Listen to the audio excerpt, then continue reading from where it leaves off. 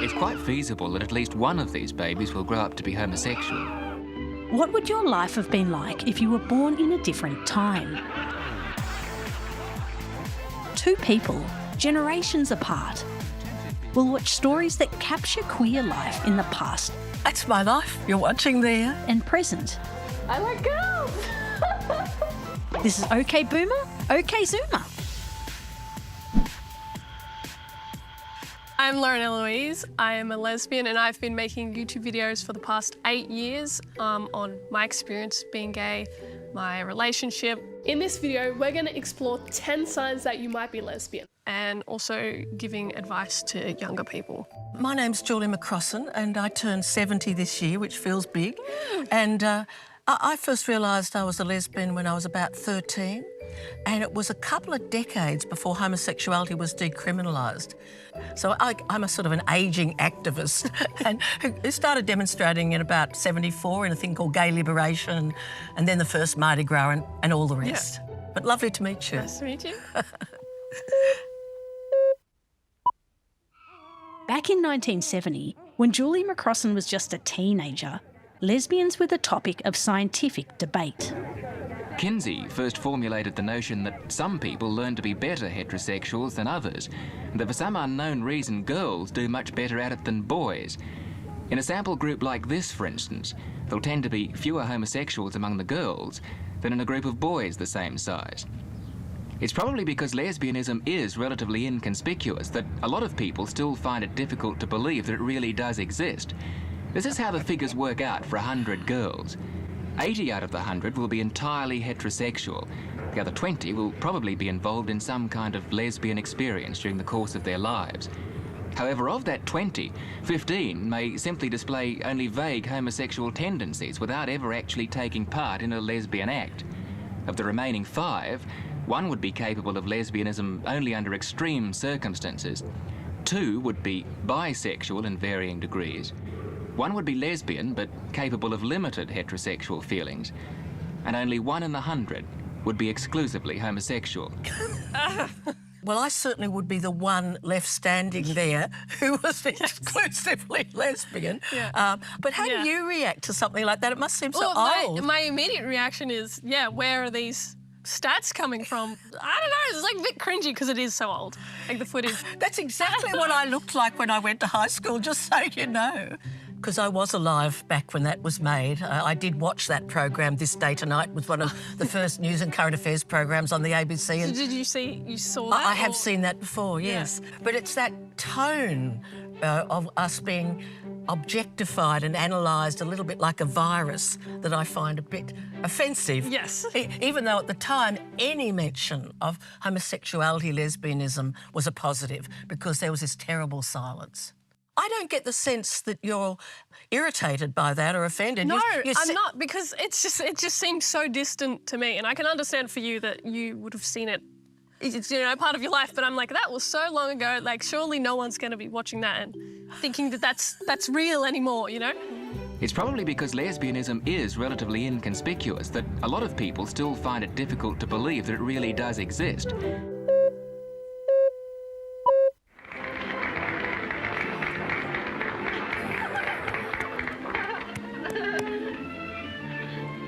Let's go further back in time to the 1930s, when lesbians were practically invisible. May I have this? Of course. So filmgoers were shocked when leading lady Marlene Dietrich kissed another woman on screen.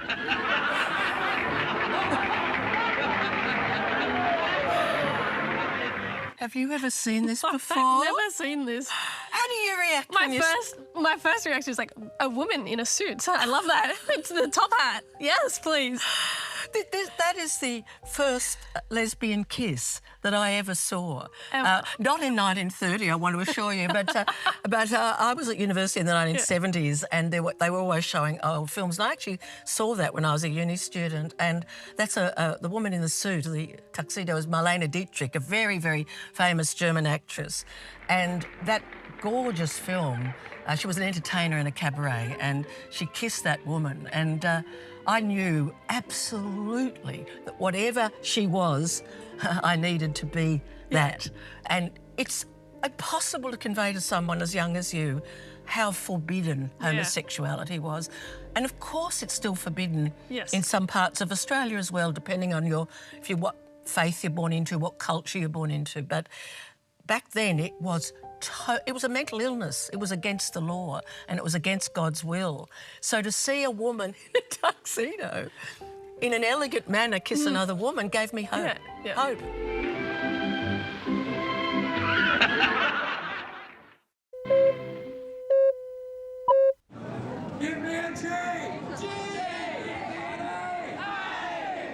In the 1970s, queer Australians took to the streets to fight for their rights. Last Saturday night's turbulent march through King's Cross marked the 9th anniversary of gay liberation's stormy birth. In June 1969, the habitues of a New York gay bar, which was constantly being harassed by police, burnt it down. The riots that followed culminated in a protest march 20,000 strong. Today, the fervour was there, if not the numbers. In fact, for most of the morning, the demonstrators, encircled and barred from entering the court, were actually outnumbered by police. Eggs were thrown and punches exchanged. Whilst demonstrators went through a repertoire of slogans, the court began remanding the 53 people arrested on Saturday night. But before midday, another 7 people were in jail. Wow. That's my life you're watching there. I was there that day in that crowd. I recognised people. Will I tell you what it is? Yeah. So, you know, there was a thing they call the first Mardi Gras in 1978. And that's the morning in court after the big Mardi Gras where 52 people were arrested and the police were very violent. They beat people up, particularly in Darlinghurst Police Station.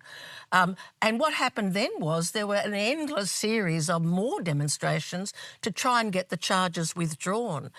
Courts are meant to be open to the public, and on that day there were many more arrests outside the court. I'm just so glad you don't have to go through that. Yeah. You know, because it was scary. It was also very exciting because it was great to just fight. But because remember, it was still against the law to be a male homosexual then at that time. But when you look at that, what does it look like? It makes me scared. Like, I'm a bit emotional watching it because I can't imagine me being that young in that situation because I know I would have been there.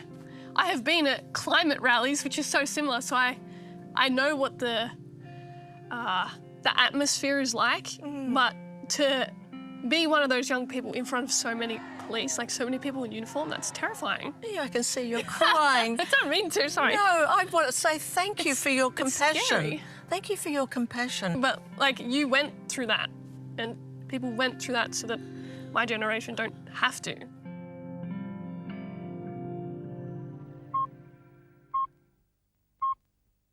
Well, you can't drink it straight from the bottle. Well, we barely started the video. Well, yeah. So what's changed over the past 30-odd years? We're on timing it. Thanks to the internet, lesbian visibility has come a long way. I am blushing. You just want us to listen on camera.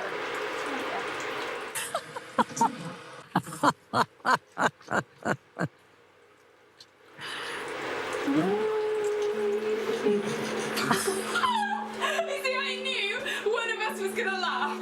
I thought we were gonna fall over. Oh my God. Tell me, what is this? Okay, so this is pretty much my introduction into me figuring myself out. This is the first kiss that I would have seen ever, really. It's a bit different from a peck by my later teacher. So Rose and Rosie, were the first really feminine lesbian couple I ever saw together. And I was so shocked, like, seeing myself. I was like, I can be gay. Through the representation I had seen on TV, media, when growing up, it had always been like butch lesbians. That's all I saw. So it was never an option for me to be, like, feminine lesbian didn't exist. Oh, wow, so you couldn't identify that? No. I'm sort of partly very sad that, because you're so much younger than me, that could still be the case. Yeah. So that opened up, you know, you said before, I think Mardi Gras opened up a big door. Yeah. That did the same for you. That was massive. These days, shows like teen drama Heartbreak High are groundbreaking in showcasing all sorts of queer identities and relationships. Do you not want to have sex with anyone or just me? I like kissing you, but when it becomes more, I don't get the urge to go any further. And if I do, it's not enjoyable. Have you seen this? No, tell me about this and what you're thinking when you watch. I relate to this one a lot because when I was figuring myself out, my first label that I tried on was asexual, which is what Cash is, I think, in this. And what does that mean? It means that you don't experience any sexual feelings towards anyone at all, and you might not do anything about that at all. And at that time, I was also in love with my best friend, and lesbian was not something that I saw or thought that I could be, so it didn't really cross my mind at all. Like, it wasn't an option for me, but I knew that I was not into guys. So those feelings, like, I felt like I never wanted to have sex. Didn't want to go there, didn't even think about it happening.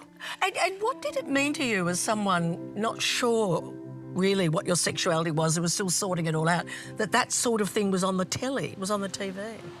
I wish it was on when I was younger. Like, because that show is quite open about it. There's so much visibility within that show. If that was accessible to me as a 14, 15-year-old, I might have come to terms with my sexuality a little bit faster, or the process might have been a bit shorter because it was out in the world, I could be more accepting towards me. So I'm a bit sad that I missed out on that, but I'm really glad that it exists for younger people now. Like, maybe it's not a true reflection of high school because I don't think high school's that bright and open, but if we're putting that out into the world, I think slowly it will become that, and I'm hopeful for that. Coming out is still a big deal, but now we can come out online to everyone. Hey everyone, I'm Lauren Elloise and welcome to my channel if you're new, because I know quite a few people who haven't seen me before will probably watch this. So I'm a little nervous about this, I don't know why. I mean, I'm confident in who I am now, but I am a little bit nervous. Hi!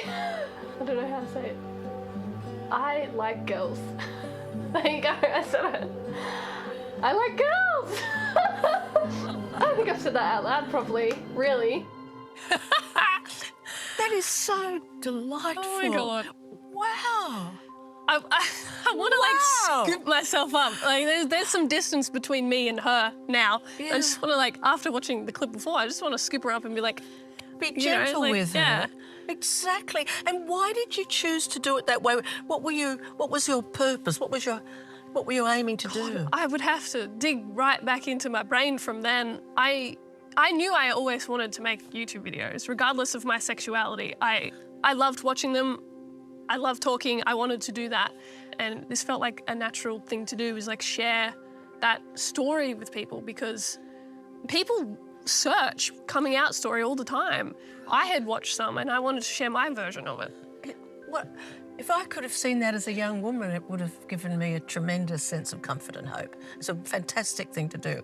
And because I'm an ageing dag, as you know, I have to ask, had you told your parents before you broadcast that? Yes, I did.